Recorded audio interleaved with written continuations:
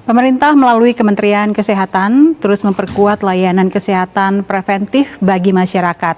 Salah satunya melalui program cek kesehatan gratis yang kini menyasar anak-anak sekolah di seluruh Indonesia.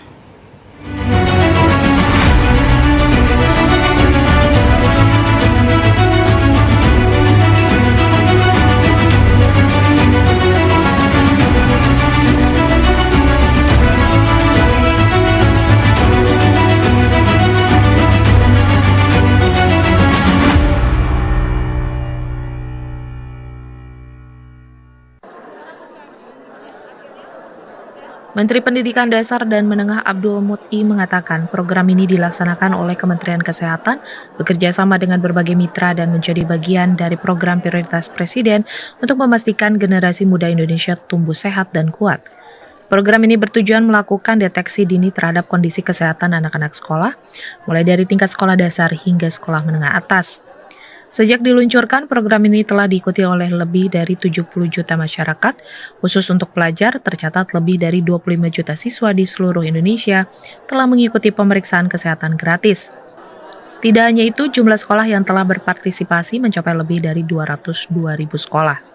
Program ini dimaksudkan sebagai bagian dari pelaksanaan program prioritas Bapak Presiden untuk pemeriksaan kesehatan gratis bagi anak-anak sekolah di seluruh Indonesia, yang tujuannya adalah untuk pertama melakukan tracing atau melakukan deteksi dini mengenai kesehatan anak-anak yang ada di sekolah-sekolah. Jadi anak sekolah mulai dari tingkat SD sampai dengan SMA. Dan sejak diluncurkan, alhamdulillah sudah lebih dari 70.000 masyarakat yang 70 juta masyarakat yang sudah mengikuti ini, dan juga sudah diketahui hasil dan manfaatnya, dan lebih dari 25 juta siswa di seluruh Indonesia yang juga sudah melakukan cek kesehatan gratis. Setelah pemeriksaan dilakukan, hasil kesehatan akan disampaikan kepada masing-masing siswa.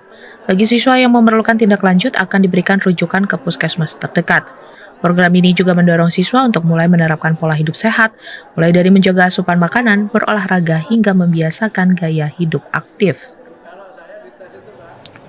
Saudara, masih banyaknya desa dan kelurahan di Kabupaten Seluma yang terkendala lahan untuk pendirian Koperasi Desa dan Kelurahan Merah Putih KDKMP. Menyikapi hal ini, Disperindakop Seluma menegaskan masyarakat tidak perlu khawatir karena lahan untuk pendirian KDKMP diperbolehkan menggunakan lahan sewa. Dinas Perindustrian Perdagangan Koperasi dan UKM Kabupaten Seluma mencatat masih ada puluhan desa yang terkendala dengan lahan untuk mendirikan Koperasi Desa dan Kelurahan Merah Putih. Namun hal ini tidak perlu dikhawatirkan karena lahan bisa diberlakukan sistem sewa.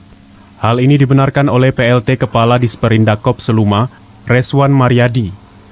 Ia mengatakan sesuai surat edaran Menteri Koperasi nomor 4 tahun 2025, pendirian KDKMP sebagai program strategis nasional Presiden Republik Indonesia Prabowo Subianto diperbolehkan menggunakan lahan sewa atau tanah negara.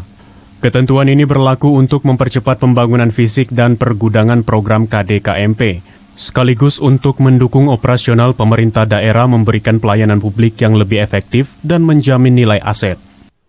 Ini berdasarkan SE Mendagri ini, itu memungkinkan untuk sewa lahan dalam rangka pemanfaatan BMD itu. Itu kan berdasarkan peraturan perundang-undangan. Jadi ini kita masih menunggu petunjuk dari atas.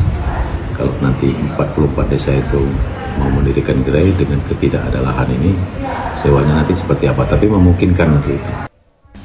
Peraturan sewa lahan ini juga memberikan solusi terhadap salah satu desa yang masih terkendala lahan, yaitu Desa Talang Tinggi, Kecamatan Seluma Barat. Pemerintah desa mewacanakan pendirian KDKMP di lahan berstatus aset milik Dinas Kesehatan Kabupaten Seluma. Dari Kabupaten Seluma, Denny Putra, TVRI Bengkulu melaporkan. Saudara, proses pengiriman kotak makan bergizi gratis MBG di wilayah pelosok tidak semudah di perkotaan, seperti halnya di Bangkalan, Madura, Jawa Timur. Para siswa dan guru harus menjemput dan membawa sendiri tumpukan kotak makanan tersebut, karena akses jalan tak memadai yang tak bisa dilalui kendaraan roda 4.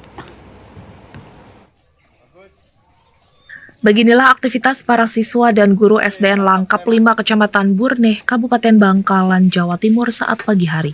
Mereka harus menjemput kotak makanan MBG mereka lalu menenteng atau membawanya sendiri ke sekolah. Bukan karena mobil pengiriman yang mogok di tengah jalan, namun karena jalan akses menuju sekolah yang tak bisa dilewati, kendaraan roda 4 serta jalanan kampung yang sempit. Meski begitu, mereka tetap merasa senang. Bagi mereka, aktivitas ini tak ubahnya olahraga tambahan di pagi hari. Saat kotak makanan MBG tiba di halaman sekolah, para siswa dan guru terlihat sumringah. Mitra Satuan Pelayanan Pemenuhan Gizi atau SPPG Langkap yang melayani pengiriman MBG ini mengatakan pihaknya melayani 4 sekolah dasar di Desa Langkap yang rata-rata lokasi sekolahnya memang tidak persis di pinggir jalan raya. Karena kondisi jalan akses menuju sekolah yang tak bisa dilalui kendaraan, petugas SPPG terpaksa meminta tolong pihak sekolah untuk ikut membantu proses pengiriman. Tiap hari ngangkut MBG itu ya? Iya, Kenapa memang ya? Kenapa harus diangkut pakai ini? karena gak ada jalan di sini. Enggak, jalan masuknya kecil. Iya, Tapi enggak capek ya tiap hari jemput MBG begitu? capek sih, tapi senang. Kalau menunya gimana? Enak apa enggak gitu? Enak. Tiap hari seperti itu deh. Iya, Jemput karena nggak Untuk bisa masuk. jemputnya memang sampai guru sama siswa SD, murid semuanya ngangkut, ikut bantu ngangkut. Karena memang medannya tidak ada jalan, akses jalan ke sekolah tersebut. Tapi enggak ada masalah untuk pengantarannya. Tidak ada masalah, alhamdulillah. Para siswa dan guru berharap Pemkat setempat bisa melakukan perbaikan dan pelebaran jalan akses menuju sekolah. Dari Bangkalan, Husain Al-Katiri melaporkan. Saudara, program makan bergizi gratis hadir di wilayah Kecamatan Tahuna Barat, Sangihe, Sulawesi Utara. Program tersebut melayani 1.200 pelajar, ibu hamil dan menyusui serta balita. Pemerintah Republik Indonesia melalui Badan Gizi Nasional kembali meresmikan Satuan Pelayanan Pemenuhan Gizi di Kecamatan Tahuna Barat, Sulawesi Utara. Nantinya 1.200 orang yang terdiri dari pelajar dari tingkat PAUD hingga SMA, ibu menyusui, ibu hamil, dan balita akan mendapatkan makan bergizi gratis. Program ini membuktikan negara hadir bagi masyarakat di wilayah perbatasan dengan harapan Kabupaten Kepulauan Sangihe memiliki generasi muda yang sehat dan pintar. Dan kehadiran SPPG ini merupakan bagian dari komitmen pemerintah daerah dalam mendukung program nasional pemenuhan gizi masyarakat, khususnya bagi anak-anak dan kelompok rentan lainnya. Badan Gizi Nasional kedepannya juga tengah menyiapkan 4 SPPG Mandiri yang akan melayani makan bergizi gratis bagi masyarakat di beberapa kecamatan di Kabupaten Kepulauan Sangihe. Dari Kabupaten Kepulauan Sangihe, Zulkarnain, kontributor TVRI Sulut melaporkan. Saudara, memperingati Bulan Keselamatan dan Kesehatan Kerja atau K3, seluruh BLUT UPTD Puskesmas di Kota Kendari, Sulawesi Tenggara diharapkan membentuk pos upaya kesehatan kerja atau pos UKK di seluruh Satuan Pelayanan Pemenuhan Gizi atau SPPG. Peringatan bulan K3 yang berlangsung setiap 12 Januari hingga 12 Februari dimanfaatkan oleh Dinas Kesehatan Kota Kendari bersama seluruh BLUD UPTD Puskesmas untuk meningkatkan perlindungan kesehatan pekerja. Salah satunya melalui pembentukan pos upaya kesehatan kerja atau pos UKK di seluruh SPPG yang tersebar di Kota Kendari. Kepala Bidang Kesehatan Masyarakat Dinas Kesehatan Kota Kendari, Dr. Hasmirah mengatakan, saat ini tercatat sebanyak 31 SPPG telah aktif beroperasi di Kota Kendari. Ia menargetkan hingga 12 Februari 2026, seluruh SPPG di Kota Kendari sudah memiliki pos UKK sebagai sarana pelayanan dan pemantauan kesehatan bagi para pekerja dan relawan. Pembentukan pos UKK ini bertujuan untuk memastikan seluruh pekerja dan relawan yang bertugas di SPPG berada dalam kondisi sehat serta terhindar dari penyakit maupun risiko kecelakaan kerja.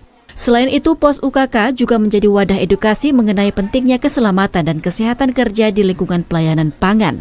Sebagai tenaga teknis nantinya, seluruh BLUT UPTD Puskesmas yang ada di Kota Kendari akan melakukan pemeriksaan kesehatan secara berkala. Pemeriksaan tersebut meliputi kondisi kesehatan para pekerja dan relawan serta penilaian lingkungan kerja di masing-masing SPPG agar tetap aman dan higienis. Pembentukan pos upaya kesehatan kerja, ya tentunya kita mau bahwa pekerja atau relawan yang ada di SPPG ini semua sehat dan terhindar dari penyakit akibat kerja dan terhindar dari kecelakaan kerja.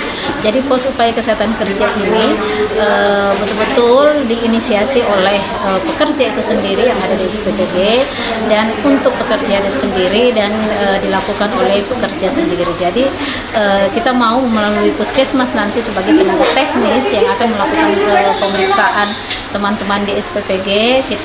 Kita berharap semua relawan yang ada di SPPG bisa sehat sehingga bisa membuat makanan yang sehat untuk anak-anak di Kota Kendari, sehingga dengan sehatnya relawan kita bisa menyehatkan anak-anak yang penerima MBG. Diharapkan dengan terjaganya kesehatan para pekerja atau relawan SPPG, kualitas makanan yang disajikan kepada para penerima manfaat program MBG juga semakin terjamin. Makanan yang diolah oleh tenaga yang sehat diyakini akan memberikan dampak positif terhadap pemenuhan gizi masyarakat secara menyeluruh.